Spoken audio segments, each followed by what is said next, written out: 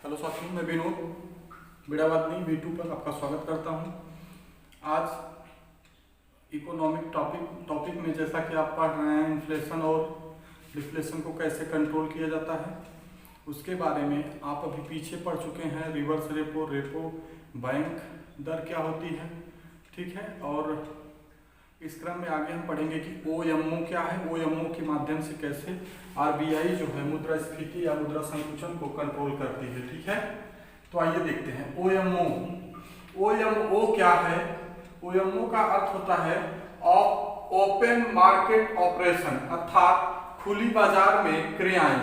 खुली बाजार में क्रियाएं। आइए इसको प्रेम पूर्वक आराम से समझाते हैं आपको।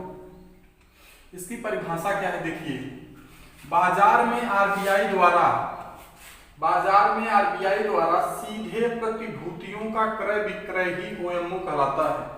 अर्थात एक पत्र होता है, एक प्रतिभूति जी सिक्योरिटी पेपर होता है, ठीक है। सरकारी प्रतिभूति उसको कहते हैं, जी सिक्योरिटी, गवर्नमेंट सिक्योरिटी।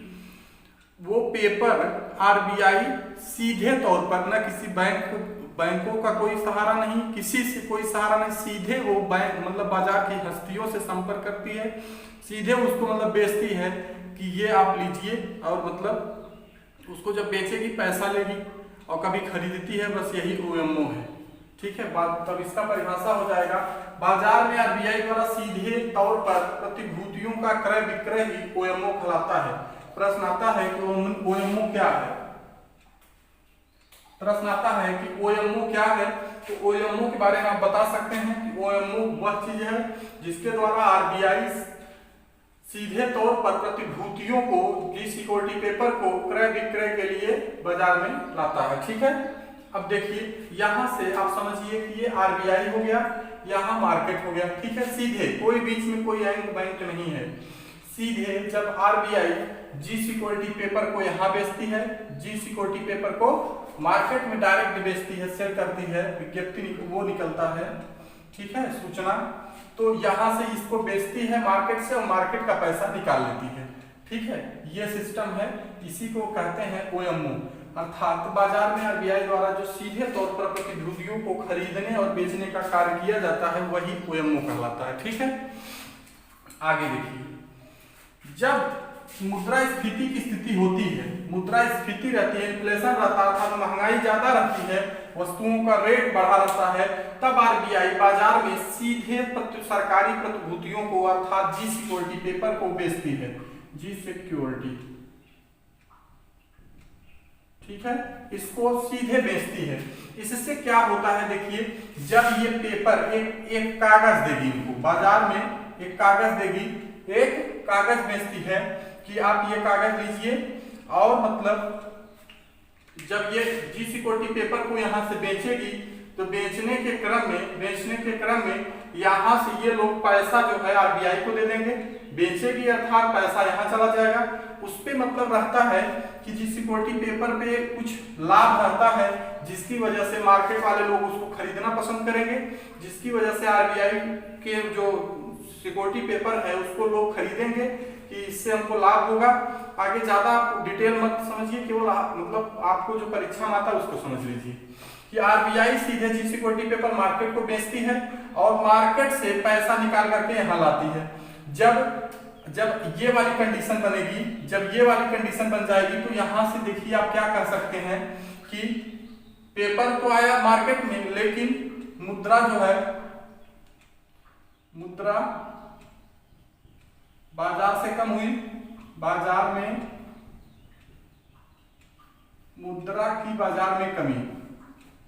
अब जब ये वाला प्रक्रम हो गया, मुद्रा की बाजार में कमी हो गई, जब मुद्रा की बाजार में कमी हो जाएगी तो लोगों की क्रय शक्ति में कमी, लोगों की क्रय शक्ति में कमी हो जाएगी, क्रय शक्ति में कमी हो जाएगी। तो लोगों की जब क्रय शक्ति में कमी हो जाएगी तो यहां से क्या हो जाएगा, प्राइस घट जाएगा ऑटोमेटिक। हमने आपको बताया था जब कम लोग खरीदने वाले होते हैं तो प्राइस घट जाती है, अर्थात मुद्रास्फीति क्या हो जाएगी, मुद्रास्फीति कंट्रोल हो जाएगी, नियंत्रित हो जाएगी। क्या हो जाएगी, नियंत्रित, ठीक है। ये चीज आप समझ गए होंगे। अब जब मुद्रा संकुचन की स्थिति मार्केट में अगर उपस्थित है, मुद्रा संकुचन की स्थिति है, अर्थात किसी भी वस्तु का मूल्य एकदम गिरा हुआ है, एकदम से गिरा हुआ है, तब क्या करती है,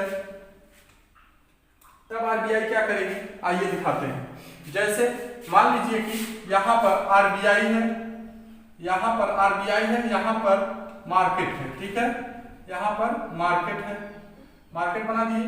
अब इस समय क्या करेगी आरबीआई मार्केट में, देखिए आरबीआई यहाँ से जो है, यहाँ से जो है मान लीजिए मनी दे रही है और इनसे जो है जी सिक्योरिटी पेपर खरीदती है। तब जब मुद्रा संकुचन होगा तो क्या करेगी, उस स्थिति में तब आरबीआई बाजार से सीधे तौर पर सरकारी प्रतिभूतियों को खरीदेगी, सरकारी प्रतिभूतियों को खरीदेगी। जब ये खरीदेगी तो पैसा देना पड़ेगा मार्केट को, पैसा देना पड़ेगा मार्केट को, अर्थात अब इस स्थिति में क्या हो जाएगा कि मुद्रा की बाजार में वृद्धि हो जाएगी। जब मुद्रा की बाजार में वृद्धि हो जाएगी, लोगों की क्रय शक्ति बढ़ेगी, क्या होगी, लोगों की क्रय शक्ति बढ़ेगी, लोगों की क्रय शक्ति बढ़ेगी। जब लोगों की क्रय शक्ति बढ़ेगी, जब ज्यादा लोग, हमने आपको बताया था कि जैसे ज्यादा लोग जलेबी खरीदने गए तो और जलेबी कम है तो उसमें क्या करता था दुकानदार, बढ़ा देता था रेट उसका बढ़ जाएगा, तब अर्थात प्राइस क्या हो जाएगी, उठ जाएगी। अर्थात मुद्रा जो संकुचित थी किसी वस्तु की तो वो जो है बढ़िया हो गई, अर्थात मुद्रा संकुचन पर नियंत्रण, ठीक है। एक बार फिर से देख लीजिए कि ओएमओ क्या है, ओपन मार्केट ऑपरेशन। इसके माध्यम से आरबीआई मुद्रास्फीति और मुद्रा संकुचन की स्थिति को कंट्रोल करती है। इसके माध्यम से आरबीआई मुद्रा संकुचन और मुद्रास्फीति को कंट्रोल करती है। तो देखिए डिफिनीशन इसका, बाजार में आरबीआई द्वारा सीधे प्रतिभूतियों का क्रय विक्रय ही ओएमओ कहलाता है। सीधे डायरेक्ट बाजार से जो है क्रय विक्रय करती है जी सिक्योरिटी पेपर को। आरबीआई जी सिक्योरिटी पेपर मार्केट में बेचती है, फिर मनी यहाँ ले लेती है। इससे क्या होता है कि मुद्रास्फीति पर कंट्रोल कुछ हद तक पाया जा सकता है, जिससे कि मुद्रा की बाजार में कमी हो जाएगी। जब आरबीआई खरीद लेगी, बेच देगी तो पैसा ले लेगी, तब इससे क्या होगा, लोगों की क्रय शक्ति घट जाएगी। लोगों की जब क्रय शक्ति घट जाएगी तो प्राइस ऑटोमेटिक गिर जाता है। अगर वही स्थिति मुद्रा संकुचन की बनी है तब ये जी सिक्योरिटी पेपर खरीदती है और मनी जो है देती है। इससे आप जो है मुद्रा बाजार में बढ़ती है, जिससे लोगों की क्रय शक्ति बढ़ती है, जिससे मुद्रा संकुचन पर नियंत्रण हो जाता है, जिससे मुद्रा संकुचन